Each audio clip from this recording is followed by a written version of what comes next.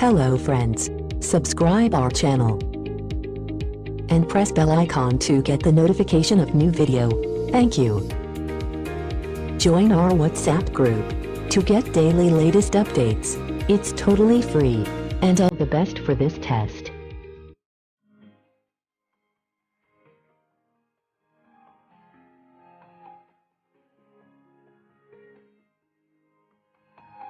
The test is in 4 parts. Part 1, Part 2, Part 3, and Part 4. Now look at Part 1. A man wants to find out about taking part in a dragon boat race. Listen to the conversation between the man and the woman and answer the questions. First, you have some time to look at questions 1 to 5.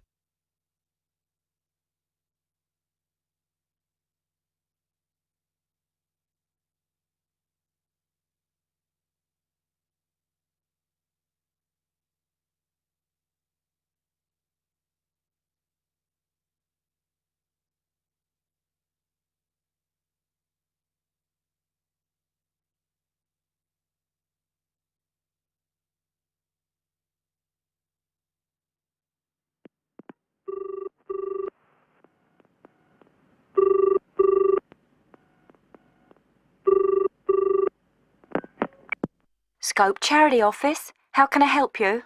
Oh, hello. I'm ringing about the dragon boat race that you're asking people to take part in. Oh, yes.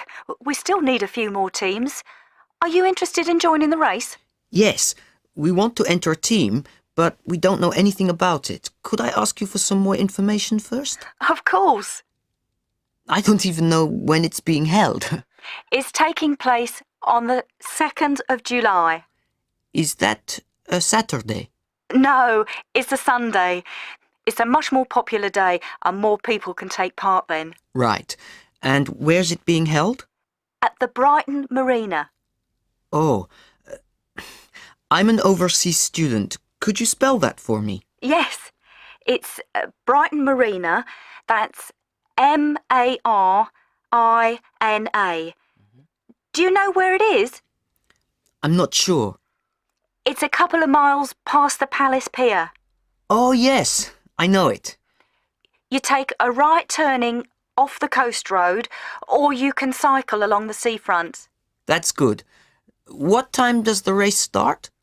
Well, the first heats begin at 10 a.m, but you need to register half an hour before that, at 9:30, and we really recommend that you aim to be there by 9.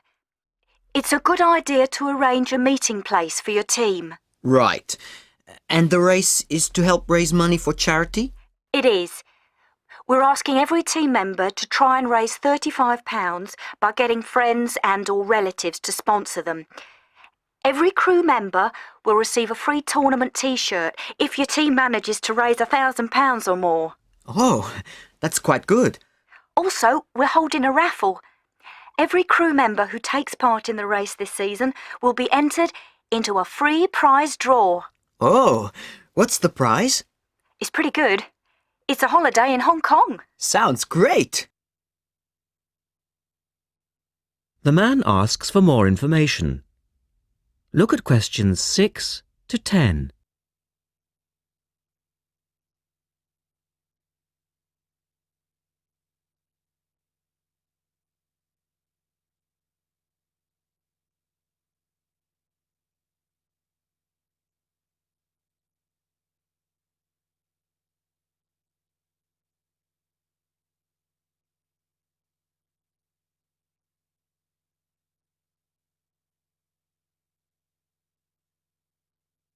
Now listen to their conversation and answer questions 6 to 10. Is there anything else you need to know? Could you just tell me a little bit more about the teams? Well, you need to have a crew of 20 people for your dragon boat, and you then need to agree on who's going to be the team captain. That will probably be you. Fine. I've got a group of 20 people who are interested. Do all the team members have to be a certain age? Well, there's no age limit as such, but if you have a team member who's under 18, then they have to get their parents' permission to take part. Yes, that makes sense. It isn't dangerous, but we do have boats that turn over in the water, and for that reason we need to insist that everyone wears a life jacket as well. And you can hire life jackets from us when your team arrives. What do you advise people to wear? Well, most people wear a t-shirt, shorts and trainers. I certainly wouldn't recommend that you wear jeans or boots. In fact, it's a very good idea to bring some spare clothes. Okay. It can get quite cold and wet if the weather's bad, and there's quite a bit of hanging around, especially if you qualify for the semi-finals or the final. I see what you mean. Have you got a name for your team? Oh, not yet, no. Well, you need to decide on one and then put it on the entrance form, which I'll send you. Oh, okay. So, if you'd like to give me your address, I'll be happy to send details first class. You now have half a minute to check your answers.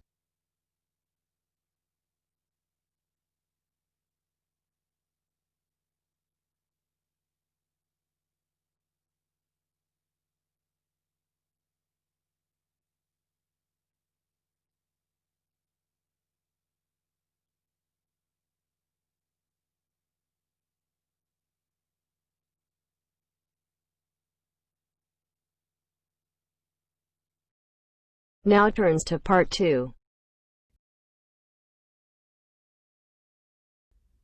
You will hear a talk by a wildlife specialist on a type of bird called a kiwi. First, look at questions 11 to 15.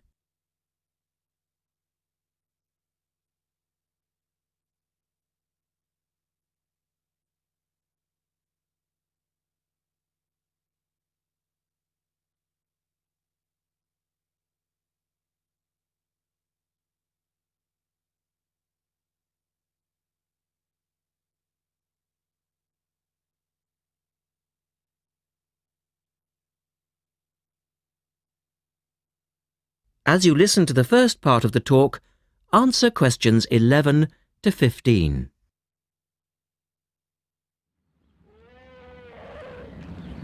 Ladies and gentlemen, welcome to Auckland Zoo on this sunny Sunday afternoon and to our special Kiwi fundraising event. My job is to tell you all about the amazing little Kiwi, and your job, hopefully, is to dig deep in your pockets.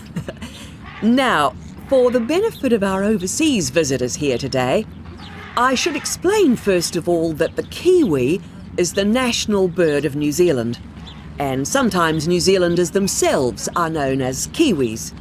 Now, while kiwis in the wild are a rare sight, the kiwi as a symbol is far more visible. Apart from being in toy stores and airport shops all over the world, you'll find them on our stamps and coins.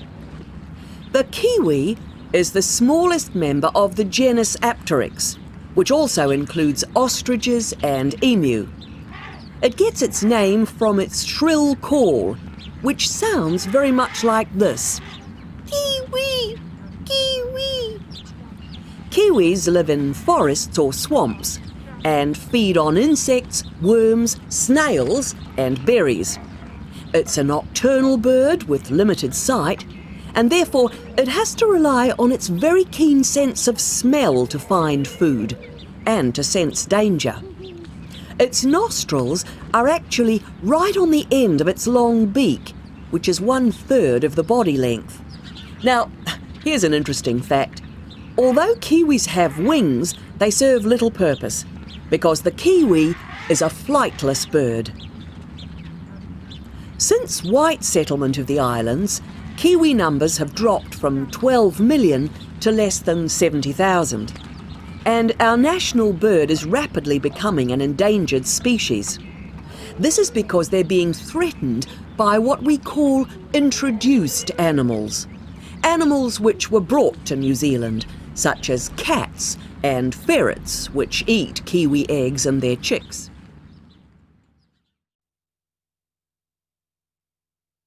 Now look at questions 16 to 20.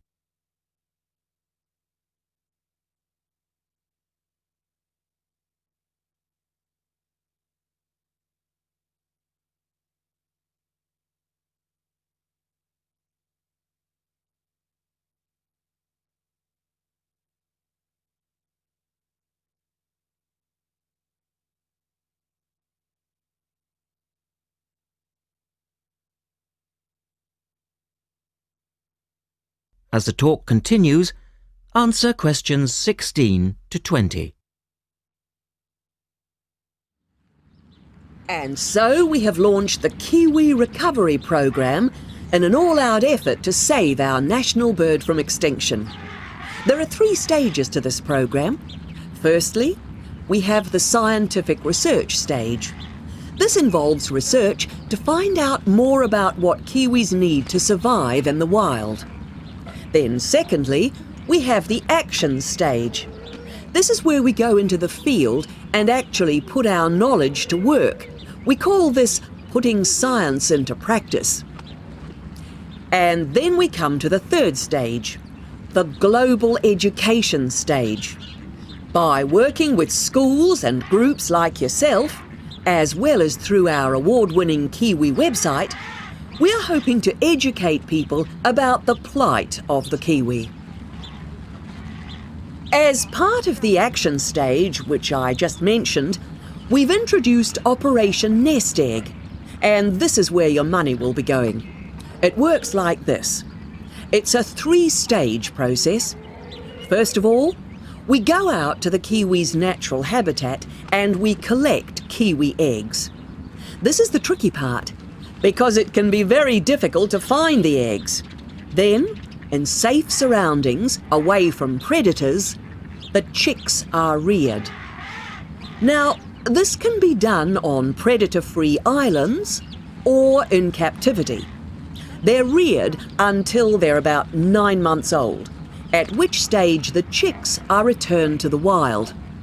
So far, it's proving successful. And since we started the program, some 34 chicks have been successfully raised this year, and their chances of survival have increased from 5 to 85%. However, it's not time to celebrate kiwi survival just yet. About 95% of kiwi chicks still don't make it to 6 months of age without protection.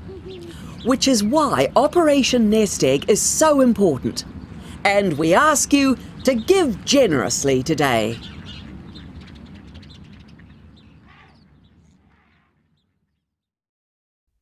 You now have half a minute to check your answers.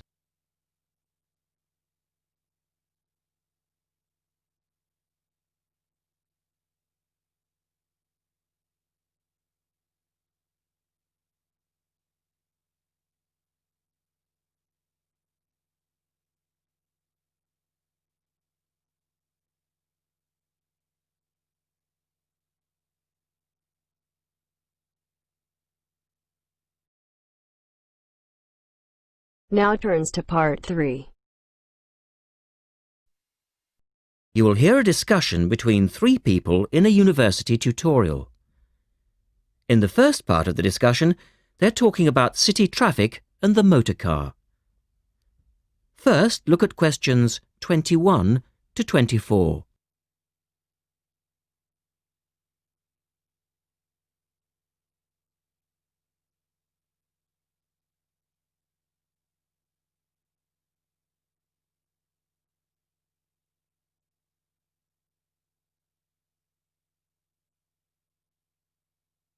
Now listen to the first part of the discussion and answer questions 21 to 24.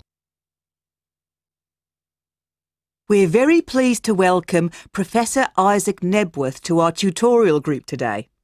And he's come to share one of his pet passions with us, city traffic and our Western dependence on the motor car. I believe questions are quite welcome throughout. Thank you. Well, I know you're all very familiar with the superhighway here in Melbourne, but do superhighways automatically lead to super wealth, as our politicians would have us believe? I think not. Can you give us an example of what you mean exactly? Sure. Well, by continuing to encourage this dependence on the motor car, we simply create more congestion and more urban sprawl. And you can see that here in Melbourne, right under your nose. Excuse me, I would just like to say that I feel the sprawl is part of the city. The freeways mean people can enjoy the benefits of living away from the centre on larger blocks with gardens, but still be able to drive back into the city centre for work or entertainment. Well, I'm not convinced that people want to do that. And is our money being well spent? It may be okay for you now, but come back to me in 5 years' time. Let's take CityLink, for example, the new freeway here in Melbourne. Well, I use the freeway all the time. I think it's great. Ah, yes, but it cost $2 billion to build, and you could have gotten 10 times the value by putting the money into public transport. If you give the automobile road space, it will fill that space, and you'll soon find you'll be crawling along your CityLink. But surely you cannot simply blame the car. Some of the blame must rest with governments and city planners. Well, there is an argument, surely, that building good roads is actually beneficial because most new cars these days are highly efficient. They use far less petrol than in the past, and emissions of dangerous gases are low. Old, congested roads, on the other hand, encourage traffic to move slowly, and it's the stationary cars that cause the pollution and smog, whereas good roads increase traffic speeds and thus the amount of time cars are actually on the roads. Well, this is the old argument put forward by the road lobby, but for me it's clear-cut. Roads equal cars, which equal smog. Public transport is the way to go. In the second part of the discussion, the professor talks about public transport in different cities. Look at questions 25 to 30 first.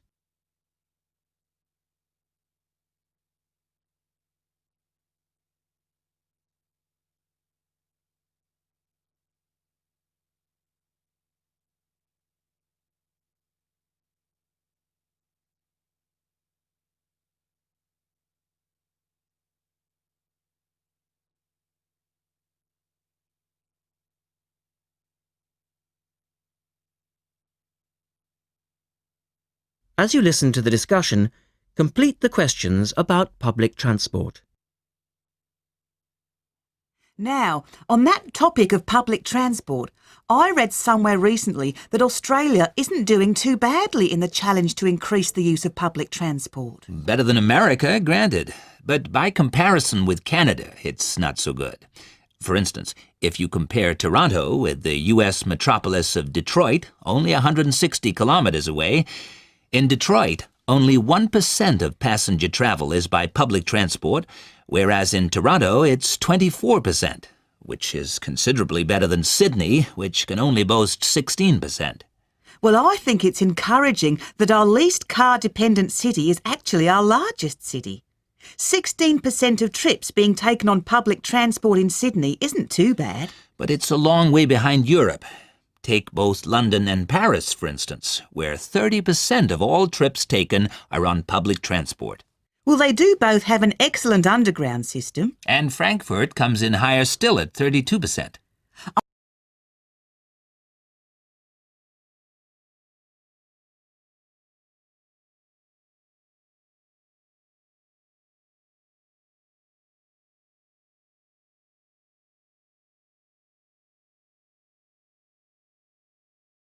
I understand that they've been very successful in Copenhagen at ridding the city of the car. Can you tell us anything about that experiment? Yes, indeed. Copenhagen is a wonderful example of a city that has learned to live without the motor car. Back in the 1960s, they adopted a number of policies designed to draw people back into the city. For instance, they paid musicians and artists to perform in the streets. They also built cycle lanes. And now 30% of the inhabitants of Copenhagen use a bicycle to go to work. Sydney, by comparison, can only boast 1% of the population cycling to work. It could have something to do with all the hills? Then they banned cars from many parts of the city, and every year 3% of the city parking is removed. And by constantly reducing parking, they've created public spaces and clean air. Really? There are also freely available bicycles, which you can hire for practically nothing. And, of course, they have an excellent public transport system. Well, that's all very well for Copenhagen, but I'd just like to say that some cities are just too large for a decent public transport system to work well, particularly in areas with low population. Because if there aren't many people using the service, then they don't schedule enough buses or trains for that route. I accept that there is a vicious circle here, but people do need to support the system. And secondly, the whole process takes so long because usually you have to change. You know, from bus to train, that sort of thing. And that can be quite difficult. Ultimately, it's much easier to jump in your car. And often it turns out to be cheaper. Sure, but cheaper for whom? You or society? We have to work towards the ideal and not give in all the time because things are too difficult. Anyway, let's move on to some of the results of the survey, which I think you'll agree. You now have half a minute to check your answers.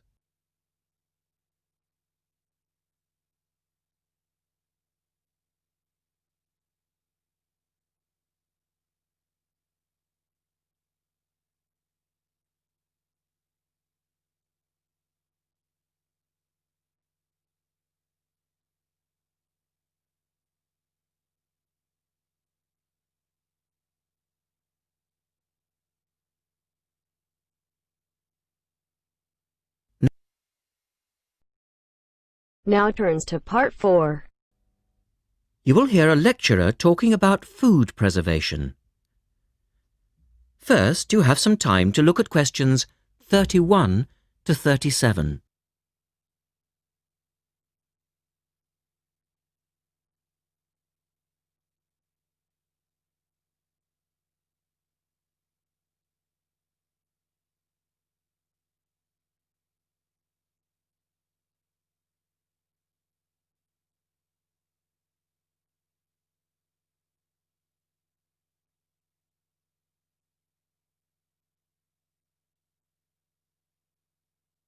Now listen carefully and answer questions 31 to 37. In today's lecture, I'd like to look at the topic of food preservation and start by asking the obvious question, why do we need to preserve food? Well, apart from keeping it fresh for our daily needs, many foods, such as fruit and vegetables, are only available at certain times of the year, so if we want to be able to eat these foods all year round, we need to preserve them. We also need to preserve food for export overseas to make sure that it doesn't perish in transit. And lastly, we need to be able to preserve food for when there are food shortages. There are a number of methods of preserving food which involve both high and low temperatures, chemicals, irradiation, and drying. Let's have a look at these in turn. In the 1870s, the French scientist Louis Pasteur showed that microorganisms in food could be destroyed by raising the temperature of the food, a process now known as pasteurization. This involves heating milk to just 65 degrees Celsius for 30 minutes. A new method, the ultra-high temperature, or UHT process, involves heating milk to 150 degrees Celsius for 3 seconds. The advantage of treating milk in this way is that it lasts much longer, though I tend to feel, and I'm sure many of you would agree, that taste is somewhat sacrificed in the UHT process. Tin cans were first used in the early 1800s to store and preserve food.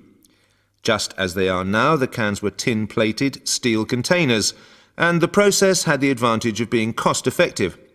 Unfortunately, however, there were many early cases of food poisoning because the canning process was not fully understood at that stage. We now know the exact temperature and length of time each food needs for proper preservation, which has greatly reduced the risk of food poisoning. People living in cold climates often preserve food by burying it in the snow, and the Romans knew all about the advantages of packing food in ice. But for most people, this was not an option until the invention of the refrigerator in 1834. Today, however, refrigeration is the most important means of preserving food because the food stays fresh without needing to be treated. However, refrigeration requires an electricity supply, and unfortunately, if the power goes off, so does the food. A variety of chemicals can be added to food, and you'll find their names listed on the labels of cans and bottles. Salt is probably the oldest of all the chemical preservatives, and was used by many ancient civilizations for many years. Sugar also acts as a preservative and is used to preserve jams in much the same way that vinegar is used to pickle foods. Chemical preservatives are effective, but they do not suit all foods, and the processes involved are time-consuming. Another method of preserving food is by drying it. Most foods are 75% to 90% water, so if you remove the water, the microorganisms simply can't survive. When food is dried, it not only lasts a long time, but it also becomes much lighter, which is a big advantage, as this makes it cheap to store. Though some people argue that valuable nutrients are lost in the process. In the second part, the speaker describes the process of drying food. Look at questions 38 to 40.